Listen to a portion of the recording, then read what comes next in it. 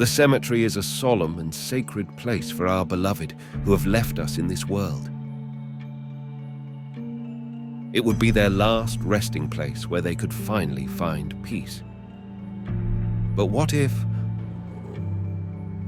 one day, upon your regular visit, you found out that the grave of your beloved loved one was empty?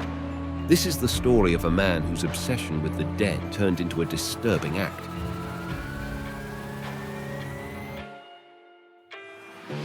Russian grave robber made off from Olga Charova, who lives with the other eyewitnesses in Anatoly Moskvin.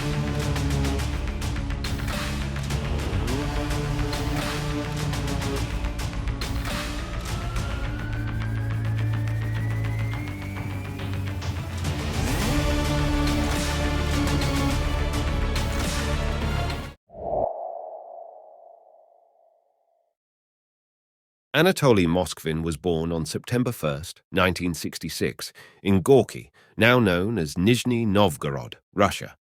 His parents are Yuri and Elvira Moskvin, who are highly educated. His father holds a candidate for a science technology degree, and his mother is an engineer. Moskvin is unmarried and still lives with his parents in a small apartment. He's known in his region for being an expert in cemeteries and a well-known historian, journalist, and polyglot. He studies the culture and tradition of the Celts, and numerous students visit him to learn foreign languages. Indeed, Anatoly Moskvin's genuine interests are quite evident in his writings. He displayed a keen fascination with the specifics of how people were buried and the related rituals. His articles reflect a deep curiosity about the intricate details of burial practices and the stories behind them. This reveals a distinct and unusual passion for topics related to death, funerals, and the cultural aspects of these subjects.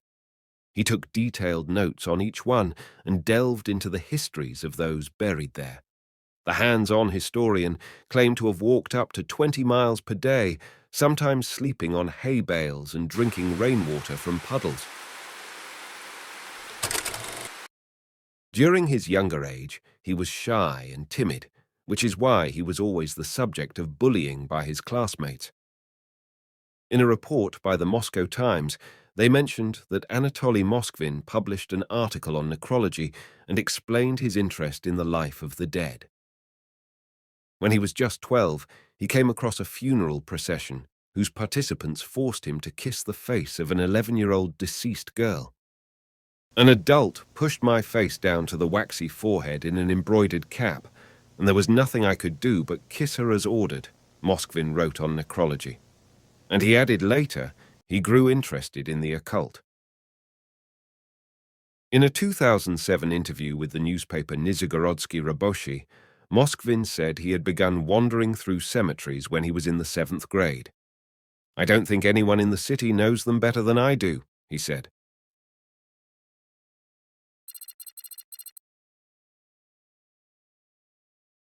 Anatoly Moskvin's educational journey took him to the Gorky Pedagogical Institute of Foreign Languages, where he not only enrolled but also worked as a lecturer, imparting knowledge in philology and foreign languages. Additionally, he shared his expertise through lectures at the local library.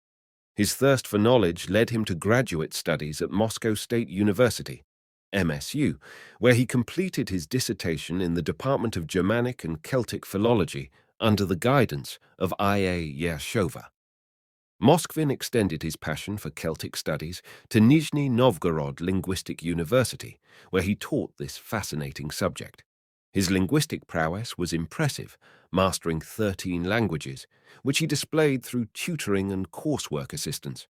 However, during his student days, rumors circulated about his involvement with a Luciferian society, distinct from Satanism, which engaged in rituals with deceased animals, black magic exams, vows of celibacy, abstinence from alcohol and smoking, and a renunciation of Christianity. Moskvin considered himself a pagan.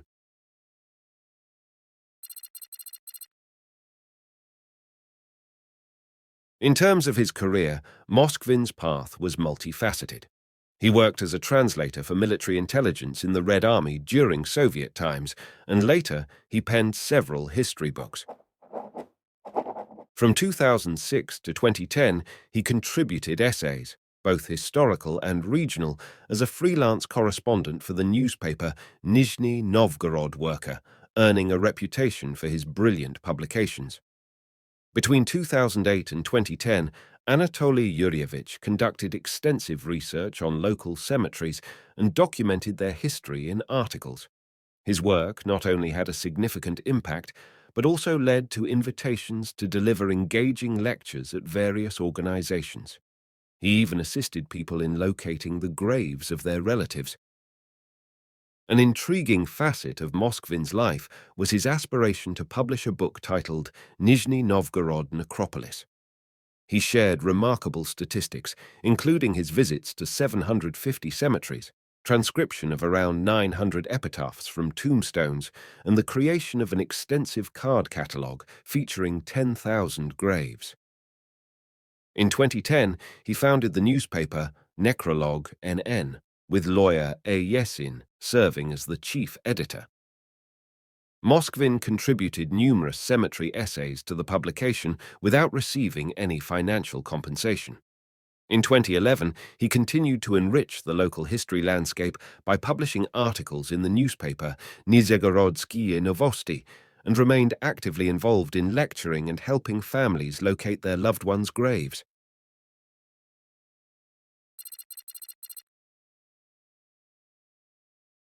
In December 1997, Moskvin embarked on the journey of publishing an electronic almanac titled Celtic Dawn. This marked the beginning of his deep involvement in Nizhny Novgorod regional studies. Between 1998 and 2000, he authored several dictionaries and also took on the task of translating the history of the swastika, complementing it with an appendix titled The Cross Without Crucifixion. His dedication to preserving and sharing knowledge extended to July 2005, when he initiated yet another electronic almanac, this one named Memory of the Land.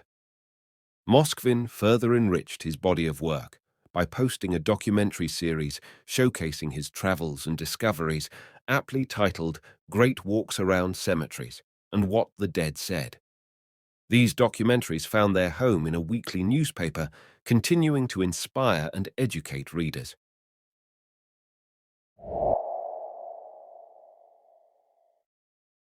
The grave-robbing activities initiated in 2002 marked a disturbing chapter in Anatoly Moskvin's life. His elaborate system for attempting to revive deceased children involved a meticulous process.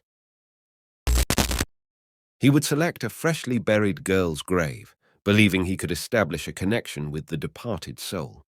Sometimes he even slept on the grave, drawing inspiration from Celtic and Yakutian shamanic customs. Moskvin claimed that the critical aspect was distinguishing whether he communicated with the girl's spirit or an evil entity. Upon believing he had made contact, typically through dreams in which the girl appeared to him, he would proceed to exhume the body. If the body was suitable for mummification, he followed ancient guidelines for the process. Anatoly Moskvin approached the creation of his masterpieces creatively. He enhanced the dolls by adding mechanisms from musical toys or music boxes, enabling them to sing or produce music with a simple touch. Moskvin admitted to only exhuming bodies with no external damage, requiring him to first ascertain the cause of death of a particular girl.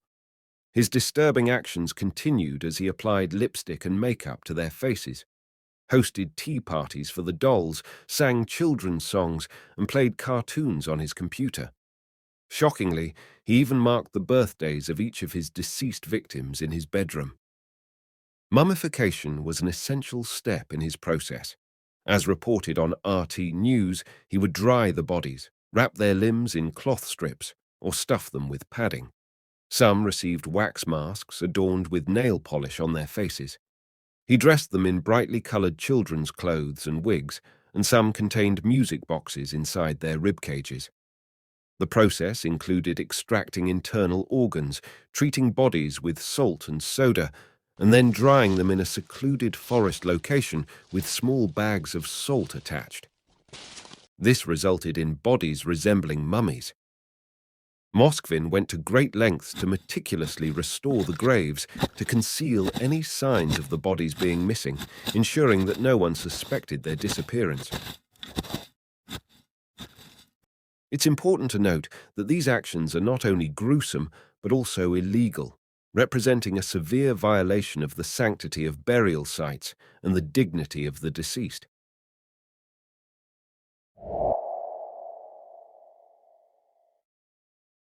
On November 2nd, 2011, the country was shaken by the shocking discovery made during a search of the Nizhny Novgorod scholar necropolist's apartment. In that eerie setting, authorities uncovered 26 mummified bodies of girls.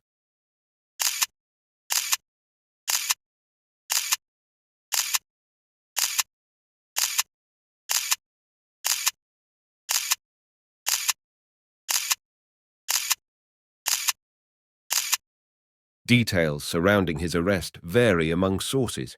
Moskovsky Komsomolets reported that Moskvin was apprehended at a cemetery while carrying a bag of bones, while Kriminalnaya Kronika, an online publication specializing in crime news from the Nizhny Novgorod region, stated that police investigators found the bodies when they visited Moskvin for consultation regarding the desecration.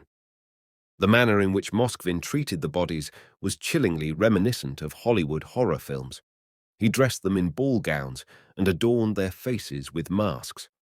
Even more disturbingly, he communicated with these lifeless dolls as if they were living beings, further underlining the extent of his disturbing actions.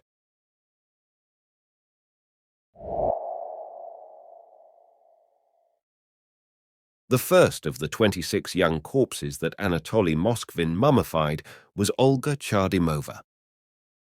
According to Natalia Chardimova, each new macabre report about Moskvin, arrested in 2011, is like a hammer blow, because her own daughter, Olga, was among the 26 he secretly dug up, dressed as dolls, and kept at home. Olga had been horrifically murdered at the age of 10, the first time she was allowed to walk alone from the family flat to her granny's apartment in the next block after her parents went to work. "I'm 10 already. I can go myself," she pleaded. Her mother relented, and she went out with her favorite green bag and blue umbrella, never to be seen alive again.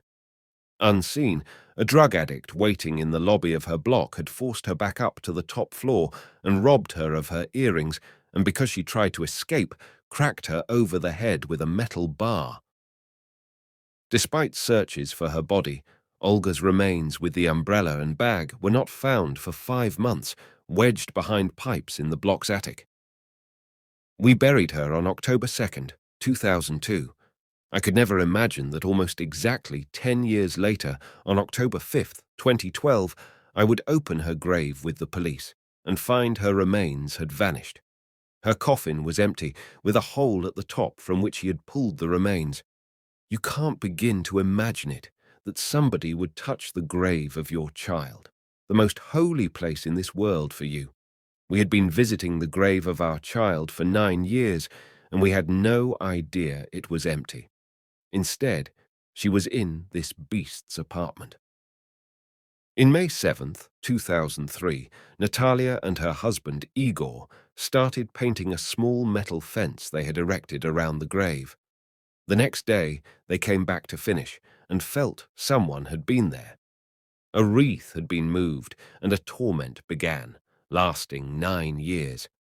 The same month, they found a note signed with 2 letters, D.A., standing for Dobry Angel or Kind Angel, how Moskvin thought of himself. We shivered with fear each time we went to the grave, not knowing what to expect, she said. These sick anonymous notes were addressed to my daughter, calling her Little Lady. He congratulated her on all the public holidays. He remembered about the 1st of September each year, the first day of the school year in Russia, and the last school bell in May. He counted carefully which school grade she was about to enter, as if she was still alive. For example, happy last month of your 6th year at school. Imagine what it was like for us, her grieving parents, reading these notes about our murdered daughter. It was not at all like some sick joke, but a spear through our hearts. Sometimes the desperate parents arrived at the grave to find soft toys stolen from other plots, and on January 1st, he always put New Year decorations on the grave. In one note, he threatened the parents, "If you don't erect a great monument which she deserves, we will dig her body out." The couple erected a headstone in June 2003, and he penned messages on it before taking an axe to it. Natalia reported it to the police, who were appalled but said there was little they could do. "They told us, if you find him, do what you want to this barbarian. We won't object." At this point, we knew nothing about Moskvin, or that by now he had already removed her, but if I'd met him at Olga's grave, I'd have killed him with my own hands. The strain drove them apart, and they separated. Natalia wanted to move to a new flat and try to rebuild her life. But Igor refused to leave their flat where he sat for hours on end in Olga's room. I just could not live in the block where my daughter was murdered, and Igor did not want to sell the flat. He would go into Olga's room and stare at her things. Finally, I left and went to live with my mother. 14 months later, they got back together and now have another child together, a son, Alexei, who has restored my faith in life. Through all this time, the unknown visitor kept coming to the grave, leaving notes or bending the metal holy cross. In 2011, police arrested Moskvin after going to question him about other similar reports of graves being disturbed. Later, the police told Natalia they needed to open her daughter's coffin because 26 mummified corpses of girls from different graveyards had been found at the flat he shared with his parents, Elvira and Yuri. When we opened the grave with policemen in October 2012, we found a coffin there which looked amazingly well preserved after 10 years, but it had a hole at the top. Moskvin had dug down, cut the hole, and pulled Olga's body out. I almost collapsed. I felt sick. My girl had been murdered. If anyone deserved to rest in peace, she did, but instead, her grave had been robbed. The police said Moskvin's copious notes showed the grave had been disturbed in May 2003, the first time Natalia sensed it had been disturbed. They told me to see her. The sight was too grotesque, they said. But I have seen the pictures of some of the other girls. I still find it hard to grasp the scale of his sickening work, but for 9 years he was living with my mummified daughter in his bedroom. I had her for 10 years. He had her for 9. For Natalia, there is one more reminder of the man who has caused her such grief. From her kitchen window, she can see the yellow-colored psychiatric hospital where Moskvin is incarcerated. I worry that one day he will convince them he's sane, and he'll come out and start his morbid activities again, she said. To me, he got off lightly. Like other parents tormented by him, we reckon he knew what he was doing. I wanted to see him go to jail and face hardened criminals in the same cell. He should know real pain, not be pampered by doctors who see him as a fascinating psychiatric case. In the court building in February 2013, I was standing there when suddenly 2 policemen escorted him in. He walked right toward me. I lost my breath. I just stood there, mouth open like a fish. I looked at his whimpering, trembling mother. Yes, I feel some sympathy. She is a mom, after all, but deep in my heart, I can't believe she and his dad Yuri knew nothing. Just look at the police pictures of their home, like a burrow in such a mess. I can't believe there was no smell or nothing suspicious to her about all these dolls, yet she turned a blind eye to her son's weird hobby. In May 2014, Natalia said in an interview that she keeps a picture of her daughter in the kitchen and talks to her when she cooks. She should be living her life to the full now, if not for the evil she faced. But to me, she will always be a child. Her husband, Igor, said, "I hate our soft laws. The punishment must be somehow in balance with what the person has done, and this man will rest in his clinic, and we fear they will say he is cured and let him out to go back to his graveyards. I wish I had met him 10 years ago by Olga's grave, but if I'd done what needed to be done to him, I'd be in jail myself." The couple has now reburied Olga in an unmarked grave, where, finally, they hope she can rest in peace.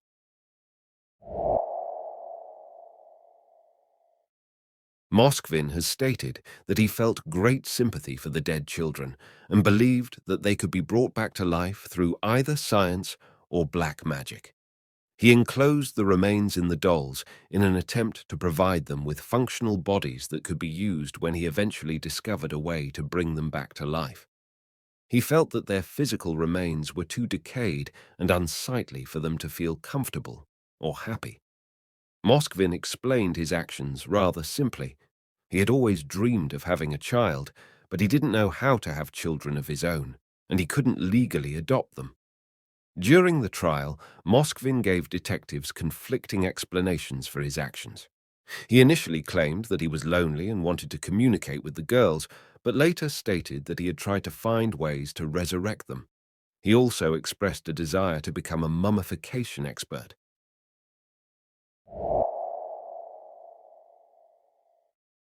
On November 2nd, 2011.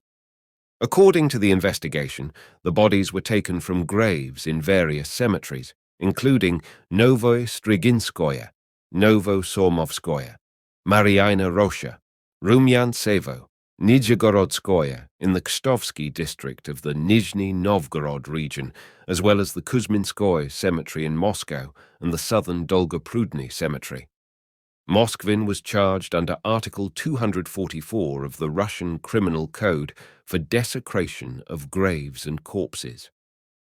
On November 7th, 2011, the arrest followed a long-running investigation into the desecration of graves at several cemeteries in Nizhny Novgorod beginning in 2010, police spokeswoman Svetlana Kovelina said.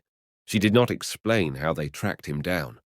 In the apartment where Moskvin lived with his parents, investigators discovered 26 strange life-sized dolls. Perhaps even the most twisted mind couldn't have imagined that these were actually human bodies. The only evidence of this grim truth was the unbearable aroma, the smell of decaying bodies and balsamic solutions. Investigators managed to determine that Moskvin extracted the bodies of girls from fresh graves. Furthermore, in his apartment, they found ancient instructions for making mummies. Police said he had photographs and nameplates from grave sites which could help with the identification of the remains. On March 6, 2012, they said they had been investigating numerous grave desecrations in cemeteries in and around Nizhny Novgorod since last year. Police are trying to establish the identity of the mummified remains. Shoes found in the flat-matched footprints found in cemeteries, it added. Some Russian media are reporting that Muslim graves were singled out in the robberies. On May 2012, Moskvin began collecting his horrifying collection 10 years ago, and he replenished it from local cemeteries. Moskvin managed to violate over 150 graves in just 10 years. His actions not only affected cemeteries in Nizhny Novgorod, but also extended to cemeteries in the Vladimir region, Moscow region, and even Moscow itself. He would typically transport bodies from other cities by train using a sports bag.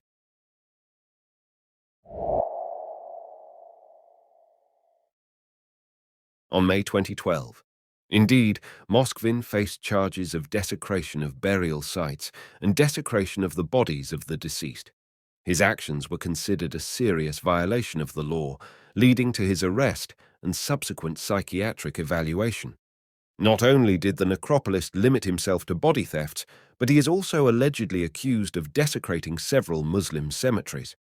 Moskvin didn't rob Tatar graves, but rather vandalized them with indecent inscriptions. Theoretically, Anatoly could face up to 3 years in prison. In practice, however, he is more likely to be entrusted to the psychiatric system. Experts have already confirmed that Anatoly suffers from advanced paranoid schizophrenia. Prior to facing trial, Moskvin underwent compulsory 6-month treatment in a psychiatric hospital. The prosecution was satisfied with the decision and chose not to appeal the verdict. Moskvin was sent to a psychiatric hospital for 6 months, with his treatment being extended every 6 months by the court. His case was handled by lawyer V. Volkova, known for representing the Pussy Riot group. Vladimir Stravinskas, the head of the investigative committee of the Russian Federation for the Nizhny Novgorod region, called the case exceptional and unparalleled in modern forensics. In the summer of 2015, Moskvin underwent a repeat psychiatric examination, and on July 30th, 2015, his compulsory treatment was extended. On October 1st, 2018, the Leningradsky District Court last extended the treatment of the Dollmaker when he turned 51. It remains uncertain whether Moskvin will ever be released. On February 8, 2019, in a report on RT News website, they mentioned that last 2018, psychiatrists claimed that they had cured the man and recommended that he continue receiving treatment as an outpatient. However, they recently reversed their decision and demanded that his treatment be extended indefinitely. However, the body snatcher could now walk free on a technicality as the order keeping him in the secure hospital expired in December 2019. With a court poised to rule on the issue, relatives of the deceased children whose bodies he took have expressed outrage at the prospect of his release. On November 2020, Anatoly Moskvin is 53 years old at the time. The grave robber refused to apologize to his victim's parents at a custody hearing amid his efforts to be released from psychiatric hospital to care for his elderly mother and live with a new girlfriend. This creature brought fear, terror, and panic into my life. Mom of murdered victim. Disturbingly, he told the court, "These girls are girls. There are no parents in my view. I don't know any of them. Besides, they buried their daughters, and this is where I believe their rights over them finished. So no, I would not apologize," Anatoly Moskvin said. Depraved Moskvin also said he wanted to teach English to kids as part of an initiative introduced by Vladimir Putin to boost foreign languages in schools. One medical commission has already recommended releasing Moskvin, claiming that his schizophrenia had been treated, but this was rejected by a court. A judge renewed his detention in a psychiatric hospital for another 6 months. "Sorry, I won't speak about it," said Moskvin after the decision.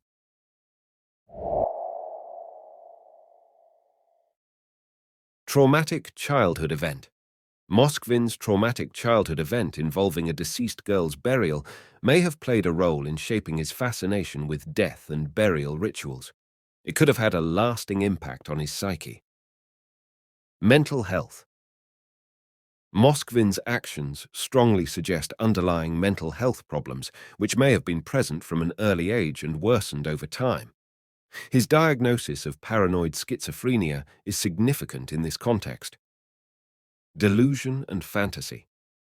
His belief in the possibility of resurrecting these children through black magic or future cloning reflects a deep-seated delusion.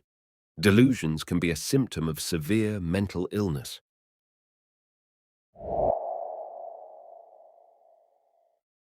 Neither colleagues nor his elderly parents, who lived in the same apartment, noticed anything unusual about his behavior.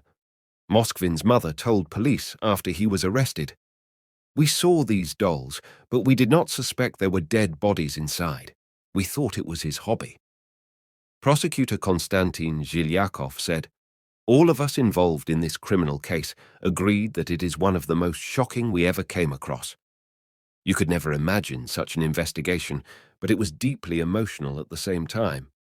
We had to deal with the relatives of the 29 children who lost their beloved children and had to bury them again." The verdict was to send Moskvin to a psychiatric clinic for treatment. There is no term, in other words, he is not sent there for a certain number of years.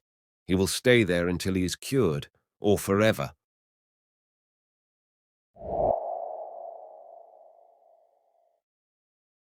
Alexei Yesin, the editor of a local newspaper to which Moskvin contributed, said he was shocked by the reports and couldn't understand how he could have squeezed all the bodies into his apartment, which he shared with his parents. He described Moskvin as a loner who had certain quirks, but said he gave no indication that he was up to anything so strange. "I saw no signs of that while working with him. Yesin said in an interview at the Association press agency.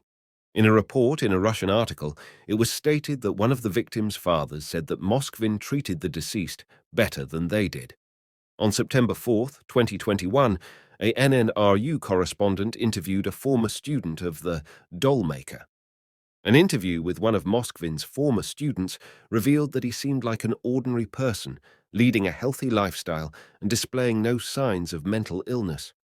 The student believed that Moskvin's interest in dead languages and practices related to them, such as necromancy and magical rituals, might have contributed to his unusual behavior. I believe he doesn't have the psychological issues they attribute to him. You can tell by looking at a person that he's ill, by his facial expressions, gestures, and way of speaking. He was the most normal, mentally sound person, said the Nizhny Novgorod resident. According to G. Sheglov, the editor of the publishing house where Moskvin's books were printed, he expressed a desire to adopt a young girl. Colleagues described the defendant as a kind, brilliant, and punctual specialist researcher, attributing his eccentricities to the quirks of an intellectual. Remember, the power to create change lies within each of us.